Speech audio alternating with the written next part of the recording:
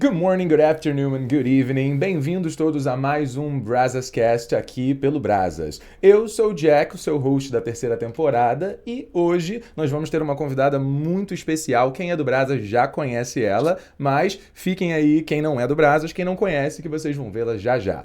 Antes de mais nada, por favor, sigam o Brazas no YouTube, sigam o Brazas das outras redes sociais, não deixem de curtir o vídeo e compartilhar com todo mundo que vocês conhecem, ok?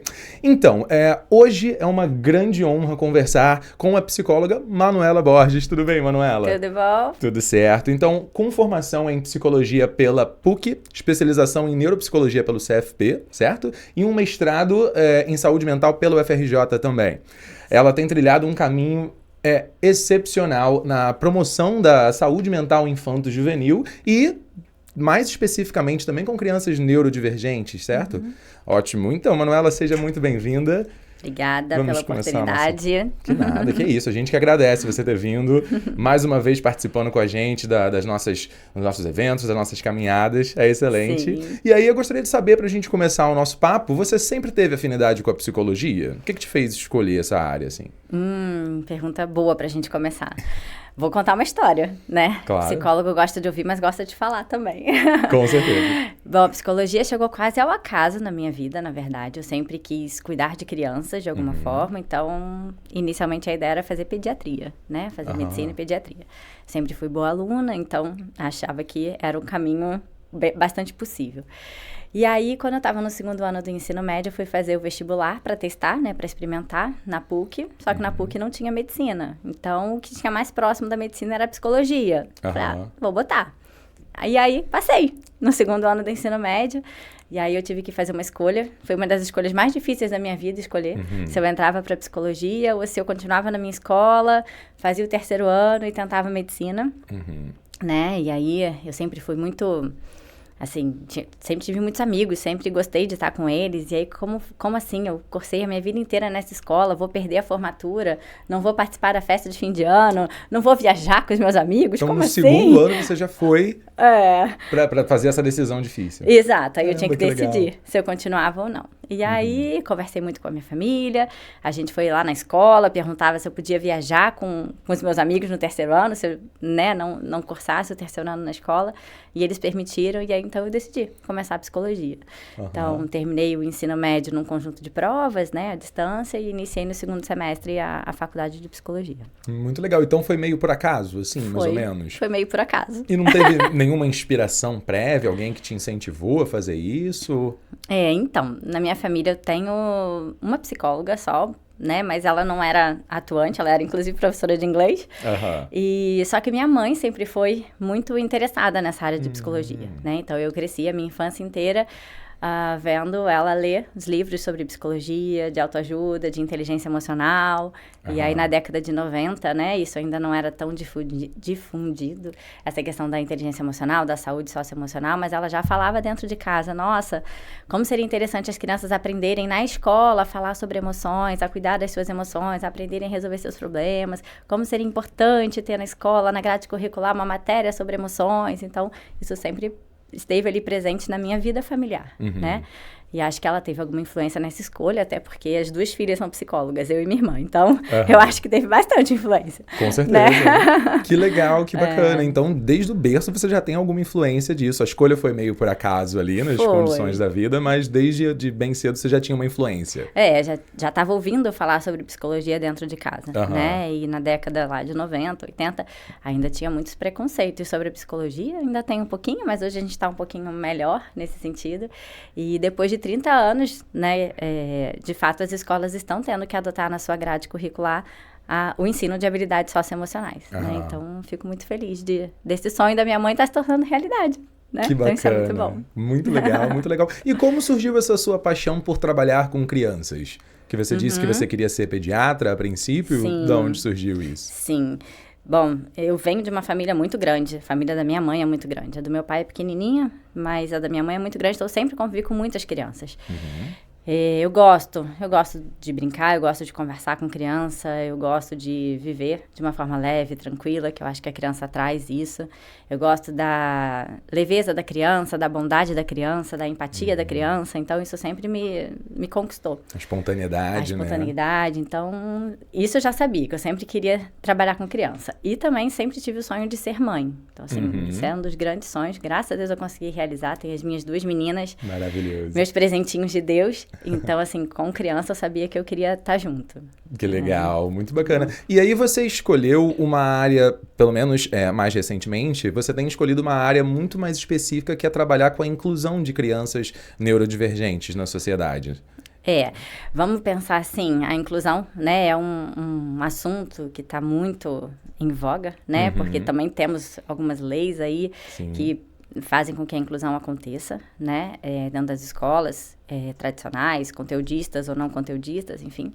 E é um trabalho muito legal, muito importante, mas muito difícil e desafiador ao mesmo tempo dentro de sala de aula, né? Então, na verdade, o meu foco tem sido tentar capacitar os professores para lidar e receber essas crianças da melhor forma possível, né? Então, assim, se a gente for pensar no TDAH, que é o transtorno de déficit de atenção e hiperatividade.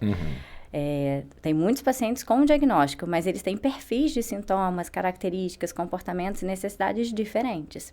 Uns são mais hiperativos, outros são mais distraídos. Então, ajustar, né, o dia a dia da sala de aula de acordo com essas necessidades individuais, eu acho que seria muito interessante dos professores estarem capacitados para fazer isso, né? A mesma coisa no transtorno do espectro do autismo, né? A gente tem uma variedade enorme de sintomas possíveis dentro desse quadro do autismo. Então, quanto mais a gente conhecer aquela criança, conhecer os seus sintomas, conhecer as demandas, as dificuldades, as limitações, mais fácil vai ser para fazer essa inserção dentro da sala de aula. Claro, né? Porque o transtorno, ele é uma coisa que ele tem algumas características, mas ele vai ser apresentado de forma diferente dependendo da pessoa. Cada pessoa é única e aí a gente tem que aprender a lidar com as particularidades de cada uma das crianças também. Isso. Então, vamos dar um exemplo, né, assim, para ficar mais prático. As crianças do espectro do autismo, algumas delas têm uma sensibilidade muito alta, né, a barulhos, por exemplo. Outras nem tanto. Então, essa não é uma regra para ter o diagnóstico. Mas, se a gente sabe que tem uma criança com autismo, que tem uma hipersensibilidade auditiva, e o professor sabe disso, talvez ele tente evitar falar mais alto. Talvez ele tente evitar botar um vídeo num som, né, que tem uma cena com um som muito alto. Isso vai ajudar a criança com autismo a não se desregular dentro de sala de aula. Claro. Né? Por outro lado, se a gente tem uma criança que não tem nenhum tipo de hipersensibilidade auditiva, mas ela tem uma agitação, uma inquietude muito grande. Talvez ficar num lugar próximo à porta, né, em que ele possa pedir um break para a professora e aí vai lá fora, bebe uma água, se regulariza, né, se regula emocionalmente e volta para a sala de aula, isso também vai facilitar. Né? E a professora, às vezes, entender que ele talvez não tenha o tempo suficiente para pedir para sair, que ele só abre a porta e sai, e entender que isso não é um desrespeito, isso é só uma necessidade de regulação daquele momento. Claro. Né? Então, pequenos ajustes, se o professor, se a escola tem um conhecimento sobre o transtorno, sobre as dificuldades, sobre as características, se conhece bem aquele aluno, consegue manejar dentro de sala de aula melhor. Sim, até porque a gente não pode deixar virar um rótulo simplesmente, né? Então não é nunca só uma coisa. Tem que preencher uma lista de sintomas que podem aparecer e é bom a gente conhecer todos esses sintomas para a gente poder identificar eles mais facilmente. Isso. Infelizmente, acho que a graduação, né, tanto de psicologia quanto de pedagogia, tem as suas limitações e as suas falhas, né, seus gaps. Então, um professor que sabe sobre dislexia, que sabe identificar sinais precoces de dislexia, que sabe identificar sinais de crianças com TDAH, que sabe identificar sintomas de ansiedade, sintomas depressivos ansiosos, ele vai estar com uma oportunidade de ajudar aquela criança muito grande, né? E os professores, como eles trabalham com muitas crianças cada ano, eles têm uma vasta experiência, eles têm uma amostra enorme de crianças e desenvolvimento típico. Então, quando aparece uma criança com algum sintoma, alguma característica que não está muito compatível com aquela faixa etária, com o nível de desenvolvimento, ele consegue sinalizar a família mais rápido, né? E aí a família pode buscar ajuda de uma forma mais eficiente, às vezes até preventiva, para não deixar, né, aquilo virar um quadro muito, muito grave, né? De um quadro clínico, de um transtorno mental muito mais grave. Com certeza. E aí, além desse trabalho de exposição, né, para professores que você faz com palestras, você também atende clinicamente, certo? Isso. E aí, como funciona o seu dia a dia no trabalho? Assim, quais metodologias ou abordagens você usa? Tá. Dentro da psicologia, a gente tem vários tipos de abordagens teóricas, né? A gente tem a psicanálise, a existencial humanista, a terapia corporal e a terapia cognitivo-comportamental, que é a abordagem que eu faço, né? Então, dentro do consultório, a gente trabalha com as crianças e os adolescentes, que são o meu público-alvo, mas a gente também trabalha com as famílias, né? Então, meu dia a dia é com as crianças, mas também é, muitas vezes, com o pai, com a mãe, com a escola, com a fono, com o pediatra, com o psiquiatra. Então, na verdade, o meu cliente, o meu paciente é a criança, mas também o seu entorno, né? Porque uma família bem orientada, uma família com estratégias de intervenção adequadas, tem um prognóstico muito maior e muito melhor, né? Ela tem oportunidade de aplicar as estratégias de benefício, de mudança de comportamento com muito mais frequência do que eu no consultório uma vez por semana. Então, se eles sabem as estratégias, eles aplicam com mais frequência e a criança tem uma resposta muito maior. Claro. Muito melhor. E é um trabalho que, assim, ele funciona socialmente, porque você acaba influenciando outras pessoas que são os pais ou que estão no entorno a conhecer mais sobre isso e espalhar também. Sim, né? sim. Então, Dentro da terapia cognitivo-comportamental, uma das principais etapas é o que a gente chama de psicoeducação. Então, a gente ensinar, né, dar as ferramentas e os conhecimentos para a família sobre o TDAH, sobre o autismo, sobre o que é o desenvolvimento esperado, o que não é esperado dentro daquele nível de desenvolvimento da criança. Então, essa parte de psicoeducação também é uma etapa super importante do consultório. Ah, incrível. E assim, eu tô muito à vontade nisso, porque eu também estudo psicologia, e essa é uma das vertentes que eu tô pleiteando seguir. Não tenho certeza ainda, tô no meio da faculdade, mas o TCC é uma abordagem que ela é muito bacana por causa disso. Ela tem um fundo que não para só no consultório, né, na clínica. Não. Ela vai, muito mais num sentido amplo e social de educar também, né, de passar adiante. Sim. Acho que o foco principal, a meta principal, na verdade, da terapia, na terapia cognitivo-comportamental, é que o paciente seja o seu próprio terapeuta. Sim. Né? Então, que ele adquira as ferramentas para o seu bem-estar, que ele adquira as ferramentas para manejar as suas emoções, né, resolver seus problemas, melhorar seus relacionamentos e possa, né, enfim, trilhar livremente ali com as estratégias para o seu bem-estar. Volta e meia, talvez precise voltar para a terapia em algum momento pontual, um momento de crise, um momento de mudança, um momento de adaptação, um momento de que, né, não está tão bem, precisa ali, talvez, refletir, pensar um pouquinho mais na sua vida, mas a ideia é que ele possa ganhar essas ferramentas para, né, galgar e ser o seu próprio terapeuta. E é algo que é muito... acho que gratificante. Eu acho que assim, a terapia ela é sensacional. Eu acho que todo mundo deveria fazer terapia como um processo de autoconhecimento até, mas eu acho que é muito legal, depois que você já tem algumas ferramentas dessas, que você tem um insight sobre uma situação que te entristece, que te deixa mal, e você consegue dar uma volta por cima e virar aquilo de cabeça para baixo por si próprio, é uma felicidade muito grande que dá, né? Sim, é uma felicidade muito grande. E quando a gente recebe esses feedbacks, então a gente fica mais feliz ainda. Claro. Né? Essa semana mesmo aconteceu isso. Eu fiz um atendimento com uma adolescente, a gente estava conversando sobre organização, sobre planejamento, sobre prioridades, e ela, né, com muita dificuldade de colocar isso em prática, e aí no dia seguinte ela falou assim: ai, Manuela, foi tão boa a nossa sessão, porque foi o pontapé inicial, quando a gente desligou, emendei no meu trabalho, emendei o que eu precisava fazer, pronto, resolvi com antecedência tudo que eu precisava até sexta-feira. Então, é legal que você vê, né, essa satisfação pessoal, esse orgulho, né, pessoal, esse senso de competência aparecendo, e isso é bacana. Sim, muito bom. É muito parecido também com a recompensa que o professor tem.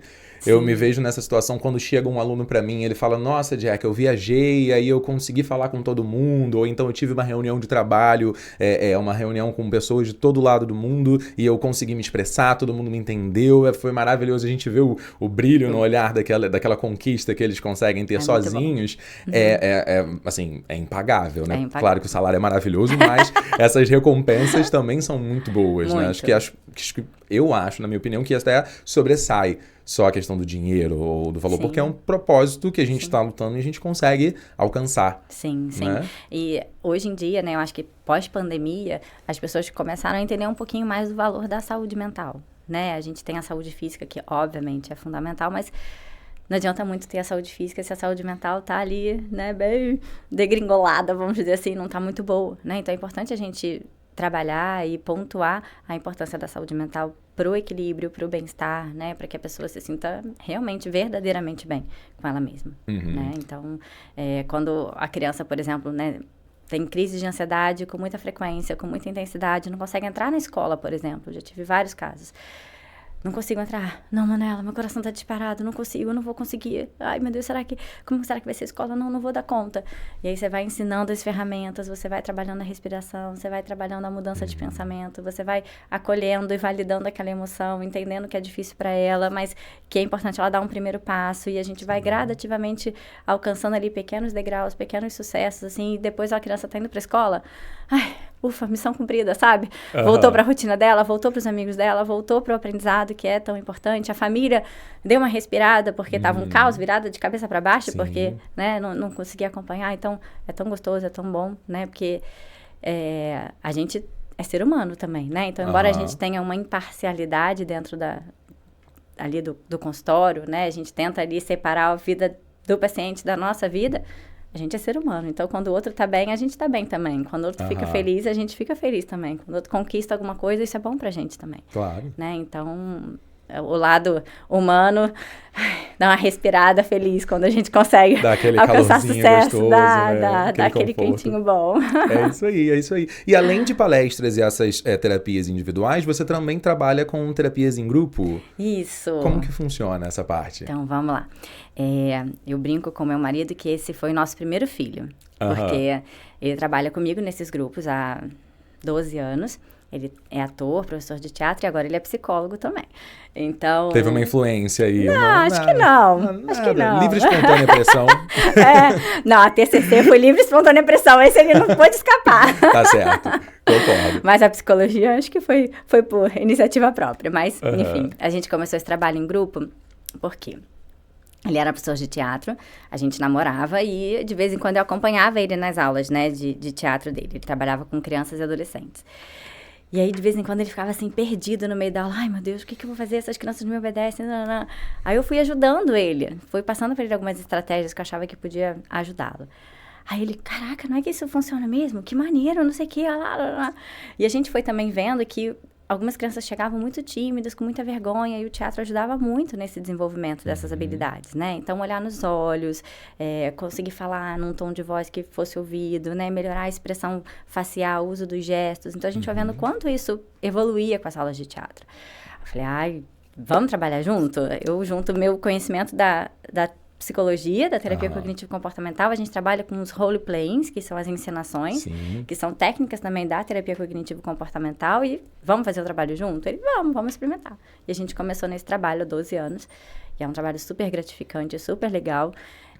São grupos heterogêneos, eu tenho crianças com TDAH, crianças do espectro do autismo, crianças só com uma certa timidez, uma dificuldade de interagir, e a gente vê uma resposta muito legal. E de uma forma lúdica, divertida, leve. Muito interessante, né? Porque, assim, como você mesmo citou, o roleplay, para ele virar um jogo é um passo, né? Porque a gente até já existe há muitos anos o RPG, que é o role-playing game, que geralmente é num mundo de fantasia ou algo assim, e trazer isso para essa área é muito legal, porque também aproxima as crianças, como você disse, de uma forma lúdica, de uma forma divertida, mais tranquila, encenando essas situações, né? Sim, e o foco são as situações sociais, né? Então, assim, enfim, tem várias etapas, vários exercícios, várias estratégias, mas só pra gente fazer um exemplo, né? Olha, você tá lá numa situação de que você tem que apresentar um trabalho em grupo em sala de aula, e aí, como é que a gente faz?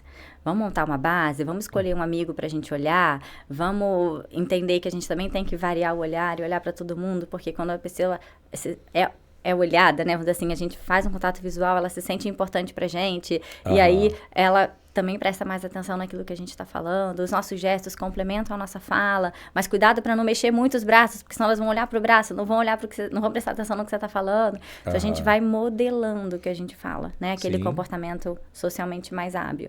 né? Então, é muito gostoso a gente ver, assim, as crianças no início do grupo e no final do grupo, né? A evolução que elas têm, o retorno que a gente tem das famílias, é super prazeroso. E é muito legal também porque pode gerar uma futura habilidade, né? Vai que alguém sai disso e decide se tornar ator, atriz, então é uma terapia, mas que no fundo trabalha muitas outras coisas além só do bem-estar mental e do equilíbrio, certo? Das ferramentas cognitivas que a gente tem. Sim, essa é uma perspectiva, não é o nosso Não é o foco, foco. né? Mas é uma perspectiva, às Mas vezes. pode ser uma consequência acontecer. boa disso. A gente já teve, que eu saiba, né? Pelo menos 2 pacientes que viraram dubladores. Que incrível!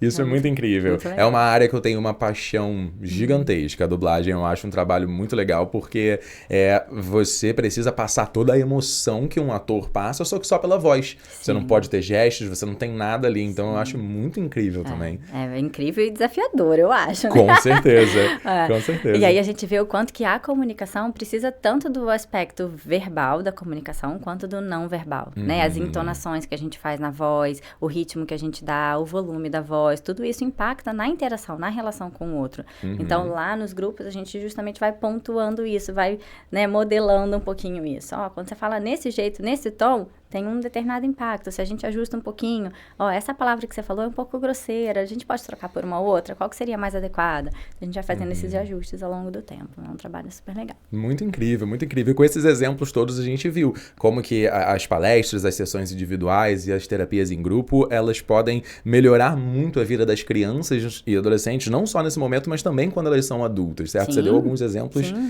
incríveis. Você teria alguns outros exemplos para citar ou não? Eu tenho vários. De como isso pode ajudar as crianças a se sentirem bem, mais aceitas, mais elas mesmas, né? Mais confiantes com elas mesmas. Sim.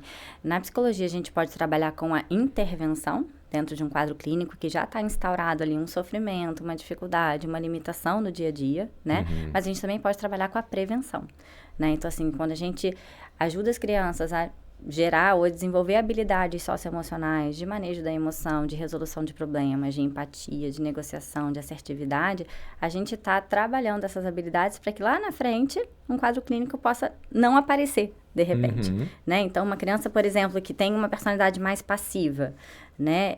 Na hora de se colocar, na hora de resolver um conflito, ela é muito passiva, não consegue dizer não, não consegue limitar o outro, não consegue falar que está desagradando.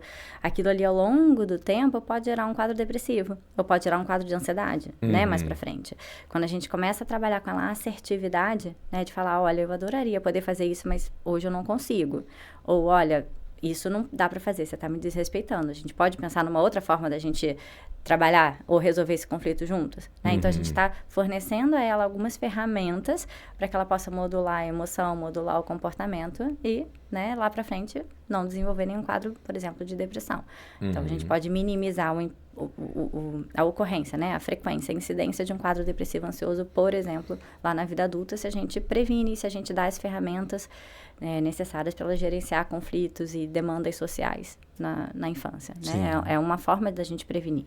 Não vai prevenir 100%, mas a gente consegue minimizar o impacto desses problemas lá na frente. Sim, né? sim.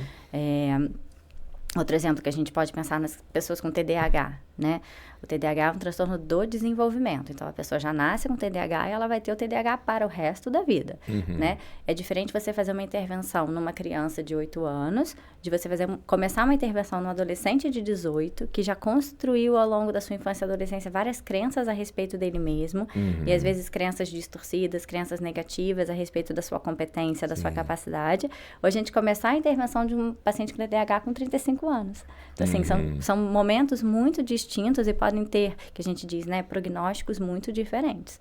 Então, quanto mais cedo a gente trabalhar, quanto mais cedo o paciente saber o que ele tem, conhecer as características e criando estratégias que sejam saudáveis para gerenciar os seus problemas, melhor ele vai ficar, né? Então, a gente, na infância, é como se a gente trabalhasse também com um pouquinho de prevenção. Claro. Né? A gente faz a intervenção, mas a gente também está fazendo prevenção. E é tão importante isso, né? Porque a gente vê, os pais se preocupam muito com a saúde física, de levar em hospital para ver todas as questões físicas da criança, botar em esportes e coisas desse tipo, mas muitas vezes a saúde mental é tão negligenciada, né? E é importante conscientizar do quão é necessário ter, pelo menos, assim, algumas consultas para conhecimento mesmo quando criança, né? Sim.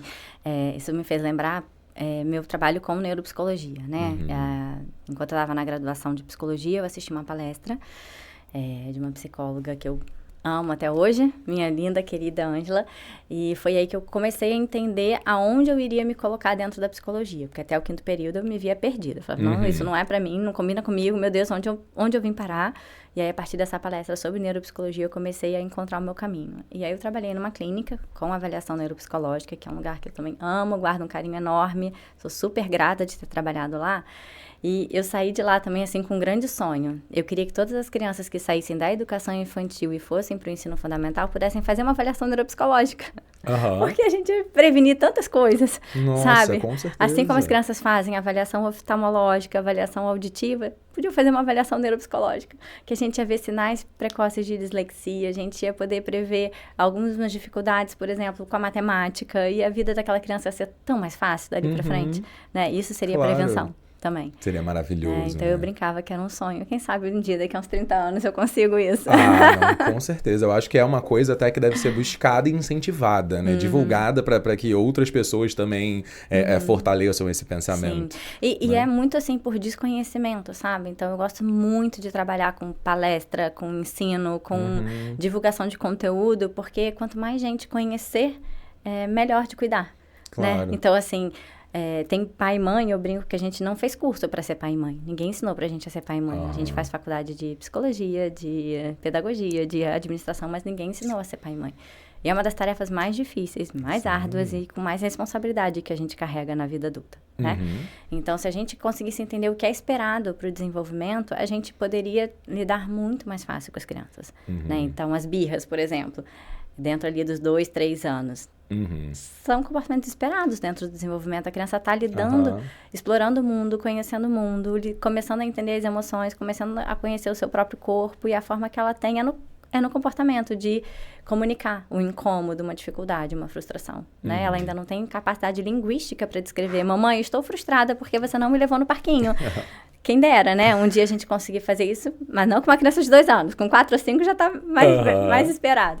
Mas que a gente pudesse trabalhar um pouquinho do que é esperado para cada etapa do desenvolvimento, né? Então, às vezes, por exemplo, uma criança na idade pré-escolar tá trocando, tá espelhando as letrinhas ou espelhando os números, né? Ou tá na fala trocando uns fonemas. O quão importante é ela chegar na alfabetização com esses fonemas sendo falados de uma forma correta, porque isso vai impactar positivamente na sua alfabetização. Claro. Né? Então, se eu troco o R pelo L na fala, eu vou trocar o R pelo L na escrita também. Então, vai ser mais difícil. Então, acho que quanto mais a gente passar conhecimento e informação, mais as pessoas vão estar ligadas nisso, atentas a isso, e vão poder buscar ajuda, né, quando necessário. Claro, e assim, fica muito evidente a importância de que essa informação chegue por uma via confiável e, assim, com um discurso, não seja só um título, né? Porque na contramão de tudo isso que a gente está falando, a gente está vivendo na era da informação. Sim. O problema é que a gente tem tanta informação que isso acaba gerando desinformação. Sim. E aí muitos termos que a gente usa na psicologia acabam caindo em um senso comum e perdem muito do significado deles. Então, assim, quais sinais, quais são alguns dos sinais de alerta que você poderia destacar para a gente poder, notar que tem alguma coisa acontecendo de fato e não seja só aquele, tudo é TDAH, tudo é ansiedade, tudo é depressão? Sim. Uau, que pergunta ótima, mas que pergunta difícil. Deixa eu ver por onde eu vou começar. Por exemplo, vamos pegar aí um quadro de TDAH, tá? Dentro da educação infantil, as crianças tendem a ser mais inquietas, tem um tempo de concentração curto. Isso é esperado dentro do desenvolvimento. O que diferencia uma criança com desenvolvimento típico de uma criança que pode ter um TDAH? É a frequência com que esse comportamento acontece, a intensidade com que ele acontece, a duração e o impacto, ou seja, o prejuízo que esse comportamento vai trazer para a criança, né? Então, se é uma criança que é inquieta, mas, por exemplo, a professora faz qualquer pergunta, ela sabe responder. Os amigos não reclamam da inquietude dela. Em casa, a família leva de boa, aquilo ali ainda não é um problema para ser resolvido, né? Pode ser que quando ela entre no ensino formal, que precise sentar na cadeira por mais tempo, que precise prestar atenção num quadro negro, que as coisas não sejam tão lúdicas, aquilo comece a sinalizar um problema. E aí, o professor bem treinado, vamos dizer assim, ou com bastante conhecimento, vai poder sinalizar para a família, olha, tá acima do esperado essa agitação, é importante buscar ajuda. Ou, olha, tá acima do esperado, mas vamos esperar adaptar para a escola, né? Vamos esperar 3 meses de adaptação escolar, vamos ver se isso melhora, porque às vezes é um quadro que tem uma agitação um pouquinho maior, mas depois que adapta nesse contexto, melhora, e aí não tem nenhum tipo de prejuízo, não tem um TDAH, é só uma criança um pouco mais agitada do que a média, né? Então, assim, alguns sinais, né? Então, uma desatenção e uma inquietude um pouquinho fora ali do esperado. E aí, os professores são excelentes sinalizadores nesse sentido, porque eles têm aquela amostra muito grande, né? Crianças que são muito quietas, muito quietinhas, que têm dificuldade de comunicação, que são muito envergonhadas, às vezes não é só uma vergonha. Às vezes ela tem ali uma depressão, às vezes ela, né, tá entristecida, ela tá acolhida, tá isolada, isso precisa ser visto. Ou é uma criança, por exemplo, que tem uma desatenção enorme, mas que não atrapalha a sala de aula. Então, o professor nem percebe que ela é tão distraída assim, né? Então, a gente também precisa ficar de olho naqueles que são muito quietinhos, para ver se está com desempenho adequado, se está se colocando quando precisa, se está fazendo as tarefas que são demandadas, ou se está evitando, né? Na ansiedade, por exemplo, a gente fala muito das evitações. Então, uma criança que não quer apresentar trabalho em grupo, é uma criança que tem dificuldade de organizar-se no recreio para brincar com as outras crianças, que evita brincadeiras coletivas. Então, essa é uma criança que a gente também precisa prestar atenção, porque a ansiedade talvez possa estar trazendo um sofrimento maior do que a família às vezes imagina, né? Então, não é só uma criança tímida, é uma criança que tem ansiedade social às vezes, né? Uma ansiedade de performance também. Então, a gente precisa ficar de olho nisso. Sim. Tá? E aí, essa abordagem para ela ser feita, quais são as dificuldades que você encontra quando você vai abordar isso com os pais, com os professores, ou até mesmo com a sociedade de uma forma geral? Quais são as dificuldades para a inclusão dessa criança e desses conceitos que muitas pessoas são bem resistentes a entender? Infelizmente, a gente ainda tem bastante preconceito, né, em relação à psicologia. Acho que cada vez menos, mas ainda tem um certo preconceito, né? Ah, meu filho não é maluco para precisar de psicólogo. Ah, meu filho... Não, vai passar, é só uma fase. Daqui a pouco vai dar o clique, né? Daqui a pouco ele vai. Só que esse clique, às vezes, ele demora, vir e vem com muito sofrimento da criança, né? Então, assim, eu acho que a principal coisa pra gente ver, pra gente prestar atenção, o principal aspecto é o sofrimento da criança. Então, uma criança que está mais isolada, que não está convivendo com os amigos, ou que está com dificuldade escolar, ou que está com recusa em ir para a escola, ou que está resistente para fazer o dever. Tem aquela resistência normal, aquela preguicinha, sabe? Do dia a dia. Ai, não, mãe, daqui a pouco. Tem um pouquinho da procrastinação, mas quando é uma coisa recorrente, frequente, você vê que está assim para além do que a criança pode gerenciar, para além do que a criança pode dar conta, é hora de buscar ajuda, né? E assim, eu falo um pouco com a família, né? Olha, se seu filho está com dificuldade de visualizar o quadro, você marca um exame oftalmológico, você vai fazer o óculos, você corre atrás, você liga para a professora, pede para sentar na frente, você faz todo o movimento para que ela se sinta bem, para que aquela dificuldade seja minimizada e a criança se sinta bem dentro de sala de aula. Com ansiedade, com sintomas depressivos ansiosos, com sintomas de TDAH, eu gostaria que fosse a mesma coisa, né? Ela também tem um desconforto, ela também precisa de suporte, ela também precisa de ajuda. E aí, é claro que cada criança vai ter uma demanda, né? E aí, uma sala com 30 crianças, é difícil de você conseguir atender todas as demandas. Mas, se a gente aumenta o conhecimento, se a gente coloca as estratégias em prática que são eficazes, que a literatura diz pra gente que tem uma eficácia, a sala de aula também fica melhor. Porque aí, né, é o professor dominando as estratégias, a criança dominando as estratégias, a família com conhecimento do transtorno e dominando as estratégias, a coisa flui. A coisa tende a fluir. Vão aparecer dificuldades no meio do caminho? Vão, mas aí a gente vai ajudar a trabalhar, a gente vai dar esse suporte para poder dar conta. Né? E é tão importante essa quebra de paradigma, né? Porque tem muitas pessoas... esse é um discurso que eu ouço muito, que é... eu fui educado assim, eu cresci assim, meus pais faziam isso comigo quando eu era criança e hoje eu tô bem. E às vezes a gente para olhar um pouquinho mais fundo, a pessoa não tá tão bem assim quanto ela poderia estar, né? Então é tão importante que isso seja tratado e conscientizado desde novo, né? Desde a infância. Sim. Eu tenho um meme, não sei se é meme que chama. Eu tenho uma figurinha que eu gosto de usar às vezes na minha apresentação, que é o desenho assim daquela tomada antiga e a tomada nova. né? Nova, assim, né? Mais recente. Então, assim, se até a tomada mudou, né? Então, assim, a educação precisa mudar também, precisa acompanhar um pouquinho a ciência, né? O que eu acho que está acontecendo é que a ciência mudou. Hoje em dia, a ciência tem um monte de dados, um monte de artigos científicos validando várias estratégias, várias coisas, mostrando pra gente o impacto de várias estratégias utilizadas antigamente, né? Como a punição física, por exemplo. Por que não, né? Seguir o que a ciência está mostrando pra gente, né? Por que não acompanhar o avanço da ciência? E esse meme que você citou é perfeito, porque aí me dá uma desculpa pra eu fazer uma piada maravilhosa, que eu adoro piada horrível, mas é que medidas precisam ser tomadas, né? E eu acho que é muito verdade isso. A gente tem que incentivar esse movimento a acontecer.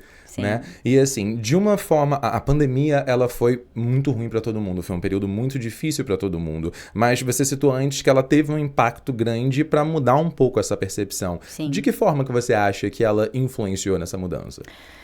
Com a pandemia, a gente se sentiu muito vulnerável, né? Então, a vulnerabilidade apareceu ali no nosso dia a dia com muita frequência. Isso, consequentemente, fez os quadros de ansiedade, por exemplo, explodirem, né? Muita gente que tinha ali uma ansiedade pequena, que tolerava, que gerenciava no dia a dia, foi lá para cima o índice de ansiedade. E ela precisou buscar ajuda, senão ela não ia conseguir dar conta de ficar em casa, né? Então, assim, as pessoas começaram a entender que ok, eu ficar um pouquinho ansiosa, mas esse nível de ansiedade que eu tô, todos os dias me traz um desconforto muito grande. E aí foram buscar ajuda, né? Depois da pandemia, teve um aumento enorme na busca por psicólogos, né? Então, assim, eu e os meus colegas aqui na Barra, por exemplo, a gente tá com a agenda cheia, graças a Deus. Isso é ótimo, porque as pessoas estão mais preocupadas, mais atentas a cuidar disso, né?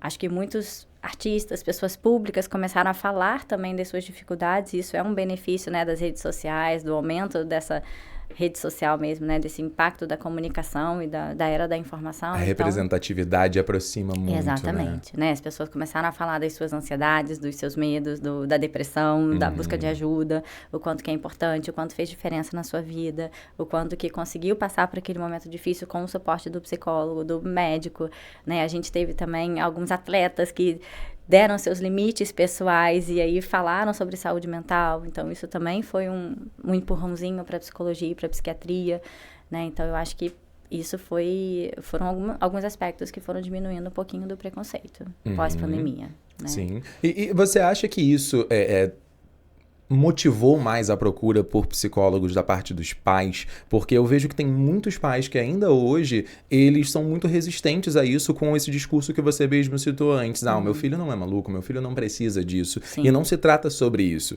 Então, você acha que isso motivou os pais? E quando os pais são assim, como que a gente pode ajudar as crianças, os adolescentes, ou eles também procuram? Como que tá acontecendo? E é isso que eu ia falar. Eu acho que teve uma coisa muito interessante, assim, muitos adolescentes pediram para fazer terapia, né, durante e após a pandemia. Então, isso teve uma mudança significativa, né? Partiu deles, da necessidade deles, eles pedirem esse suporte.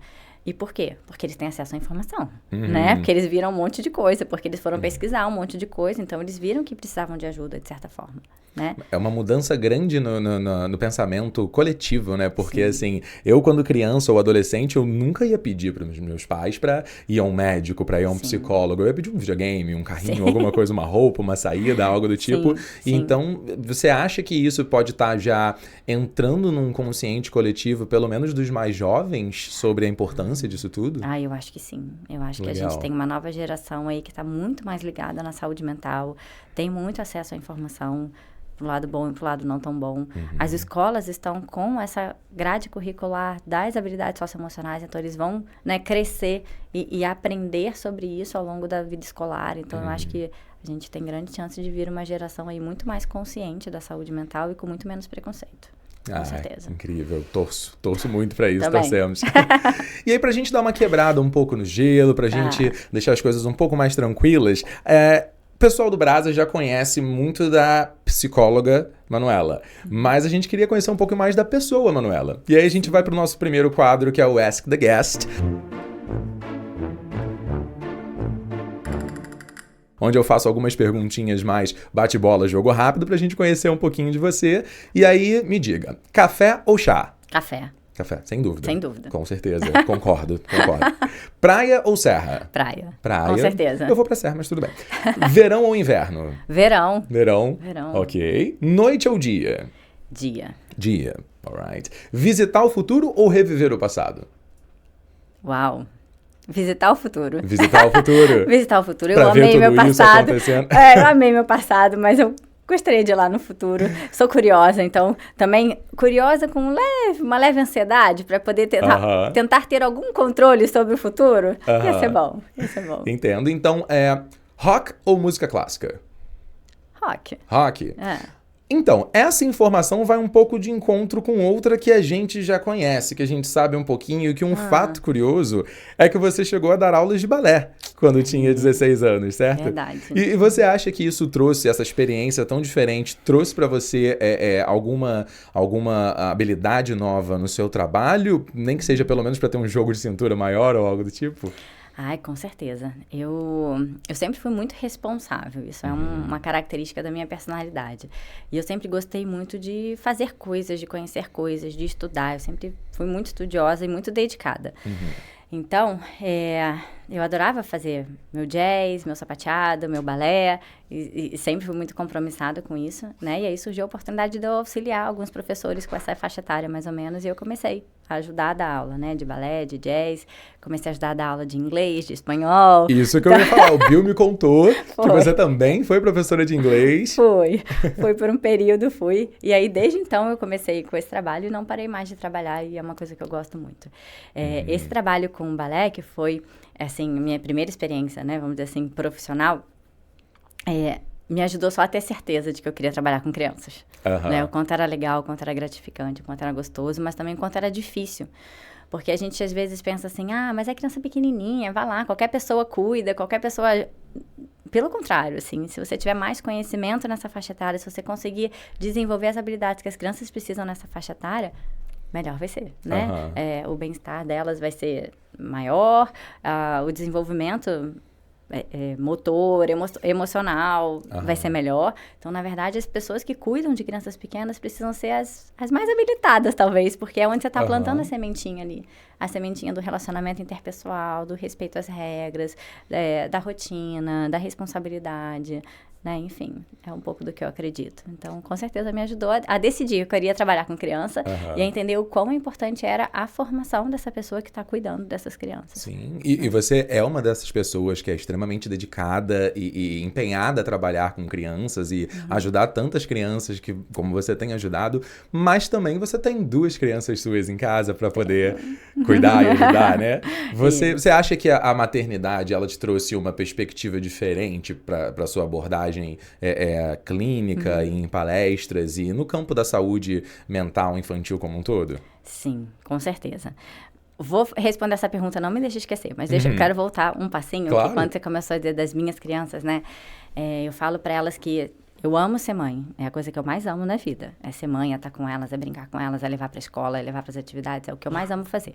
Mas, infelizmente, a gente precisa trabalhar, né? Não tem jeito, se eu pudesse ser só mãe, eu seria. Quer dizer, não sei se eu seria não, porque eu gosto do meu trabalho. Adoro o que eu faço.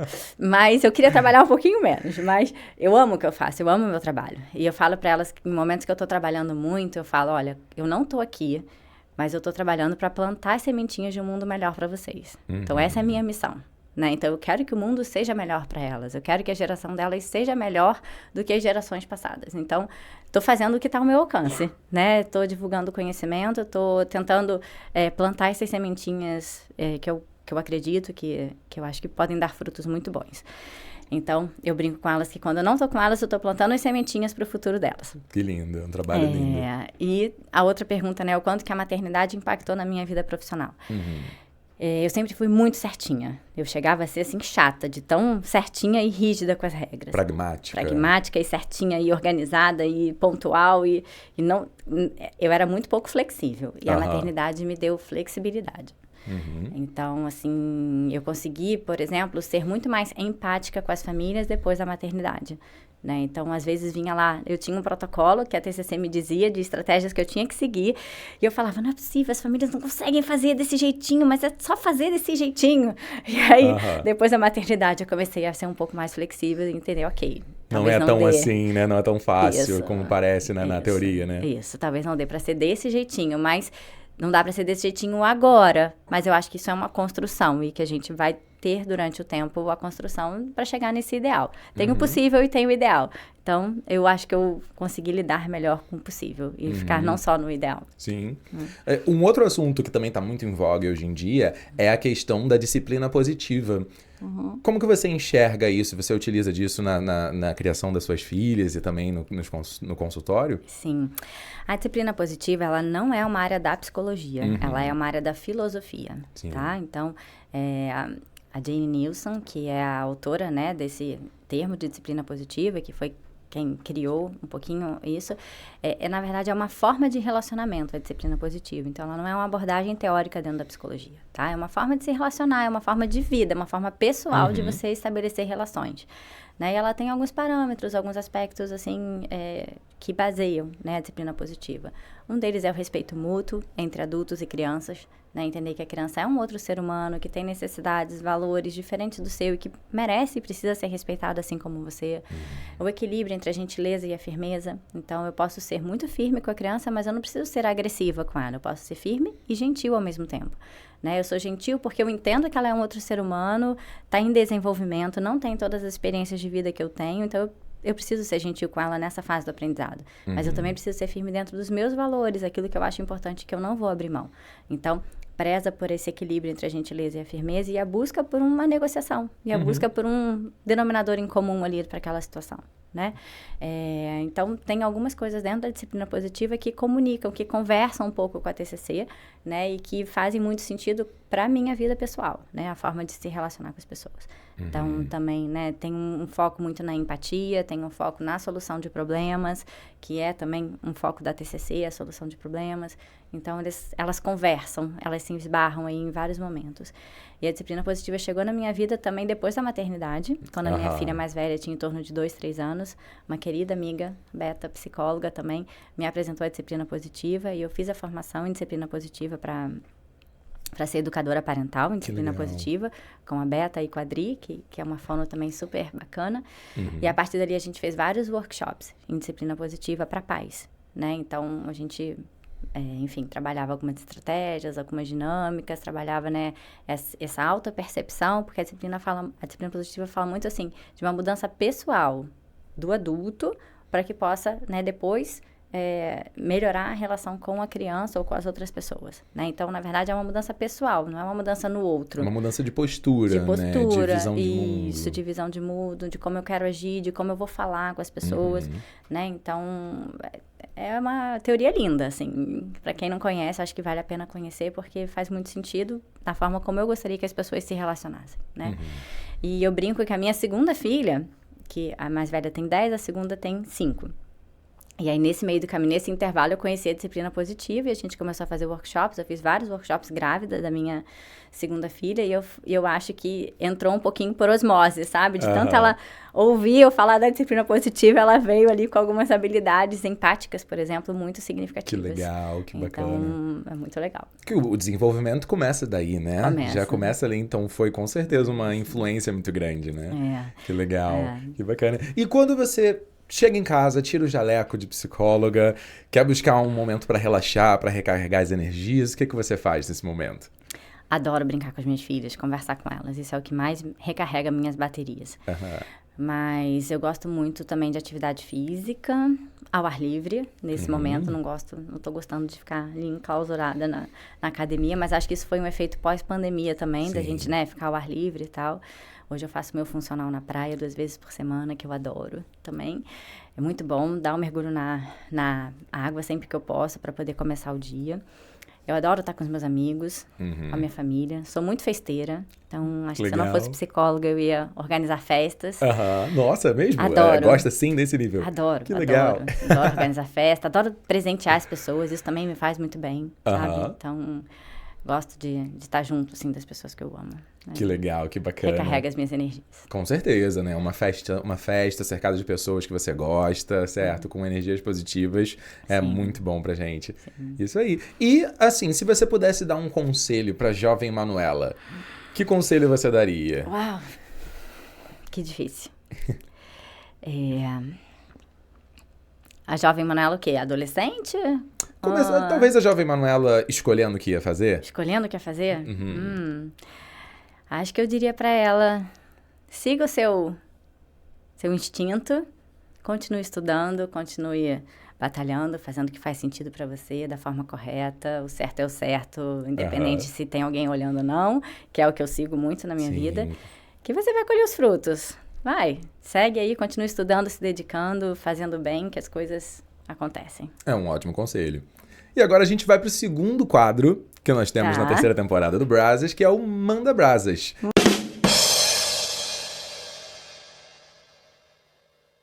Esse nome é maravilhoso, como que funciona? A gente tem essa urna aqui na frente, e aí você vai tirar uma perguntinha surpresa para responder e a gente conhecer um pouquinho mais dela. Posso? Despreparada, com certeza. Dá vontade. Ai, meu Deus, que medo. Eu leio ou você? Fica à vontade, pode ler. Se você tivesse que escolher apenas uma música para ouvir pelo resto da vida, qual seria? Olha, que difícil. Pode ser um artista? Ou tem que ser uma música? Pode ser um artista, pode ser um artista. Eu sou fã da Sandy, gente. Sandy. Cresci com a Sandy, aí adoro Sandy Júnior, Sandy. E adoro Melim também, difícil escolher uma só. É difícil, né? É muito complicado. Tô numa vibe Melim, assim, também, muito grande. Aliás, Melim tem uma música que eu acho linda. Eu não sei qual é o nome dela agora, mas tem um trecho que eu acho maravilhoso, que, assim, faz todo sentido pra mim e tem muito a ver com o meu momento, assim. Fala assim, não sou boa de cantar, tá, gente? Mas vou falar em frase. Sem problema. Somos gigantes, somos pequenos olhando de cima, somos gigantes por dentro, autoconhecimento é medicina. Que lindo. Então, eu acho que não fugi tanto da medicina, viu? Porque eu fui lá pro autoconhecimento e aí, ó, eles conversam. Andam de mãos dadas, né? Andam de mãos dadas. E com acho certeza. que é isso, assim, pra uma música e ficaria com a Sandy e com o Melim. Legal, muito bacana. Eu não sei, eu acho que assim, eu não conseguiria escolher uma música, mas eu vou botar um musical. Tá. Que aí a gente engloba isso. Já ouviu Hamilton? Já viu? Não, ouviu? É excelente. Tá é um musical que fala sobre um dos fundadores dos Estados Unidos. E aí ele é todo em rap, mas é tão legal a produção que assim, é muito inspirador. Você sente um turbilhão de emoções a cada música que passa, mas que todas elas conversam com a gente, ainda mais vindo de um país que está tentando se posicionar melhor, que está tentando se livrar de muitas amarras do passado. Eu acho que é muito interessante, é muito bacana. Hamilton, vejam, assistam. Se vocês não assistiram, assistam, por favor, obrigatório. E isso me fez lembrar de um filme que eu amo, que tem muita música também, que é A Noviça Rebelde. Sim. Que eu vi 1 milhão de vezes A Noviça Rebelde. E eu acho que ele também representa um pouco, assim, do que eu acredito, né? Tinha um capitão que era todo firme, autoritário, cheio de regras, e veio lá a noviça com música, com carinho, com acolhimento, com a leveza, com amor. E, assim, acho que é isso, assim, criança precisa de rotina, uma criança precisa de amor, de acolhimento, de ouvido. Então, acho que esse equilíbrio é também que combina comigo. Maravilhoso, maravilhoso. E, Manuela, a gente está chegando no final da nossa conversa. Passou tão rápido. Passou. Mas adorei. Você teria... que bom, fico muito feliz. Mas você teria alguma mensagem final para deixar para o pessoal de casa que está assistindo a gente? Alguma coisa que você gostaria de comunicar? Um beijo para mandar para alguém? Ixi, a lista vai ser grande. Não, primeiro assim, falar muito obrigada, né, pelo espaço. A gente que agradece. Eu comecei a entrar pro Brasas, né, com a Summer, então eu queria deixar um beijo especial pra Flavinha, né, pro Bill, que também sempre me recebeu super bem. Eu vou reivindicar o meu nome no Brasas, porque eu já fiz 2 Brasas Days, já tô aqui no Brasas Cast, então eu quero Bill, meu nome. Peter, olha, a gente tem que conversar sobre isso, porque, né, já passou da hora, o mérito tá aí. Já 3 ocasiões no Brasas, eu quero o meu nome do Brasas. Com certeza, vamos organizar isso, Quero deixar um beijo pra eles, pra minha família, né, pras minhas meninas que eu amo, pro meu marido. E, assim, a mensagem que eu queria deixar é que cuidem de vocês, né, assim, e cuidar em todos os sentidos, físico e emocional. Abra um pouquinho a cabeça para conhecer a psicologia. A psicologia não é só aquilo que a gente conhecia da psicologia na década de 90, 80. A psicologia é muito mais do que a história dela. A psicologia pode ajudar muita gente, né? Então, estejam abertos para conhecer um pouquinho mais. E eu estou disponível para tirar dúvidas, perguntas, conversar, bater papo, dar palestra, enfim. Maravilhoso, maravilhosa. Ótima mensagem final. E aí, pra gente tentar retribuir um pouquinho de tudo isso que você deu pra gente, ensinou pra gente, a gente tem um presentinho pra você, Oba! de toda a equipe do Brasas. Obrigada. Na verdade, é mais do que um presentinho só. Esse é o primeiro deles. O segundo presente vai chegar pra você por e-mail, que a gente também tá com uma parceria com o UCI, e você vai receber 2 ingressos pra poder curtir com a sua família, um filmezinho muito legal. E o UCI, ele tá com essa parceria muito bacana e ele também tem muitas outras coisas que ele oferece. Então, se você quiser dar uma palestra, uma sessão de treinamento, ou então sessão exclusiva no cinema, você pode alugar as salas de cinema, além de presentear funcionários e clientes com pacotes de ingresso com um preço bem mais acessível, bem mais em conta. Então, muito obrigado, UCI, por essa parceria. E, Manuela, você gosta de hambúrguer?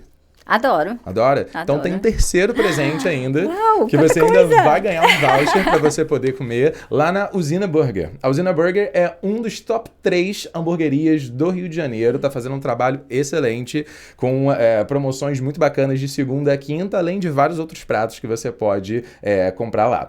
Quer saber mais informação? É só entrar no @usinaburger, que você tem tudo lá para poder ter uma refeição excelente, além do QR Code que está aqui embaixo, em algum lugar aqui na tela, que se você quiser um desconto, é só apontar o celular. Tá bom? Então, Manuela, obrigada. Muito obrigado mesmo pela sua presença, a gente agradece demais. Obrigada, adorei também estar aqui com vocês. Muito obrigado também a todo mundo que está em casa, valeu por ter ficado até aqui. Não se esqueçam, dá o like aqui, se inscreve no canal e nas outras redes sociais do Brasas e bye bye, see you guys. Bye bye.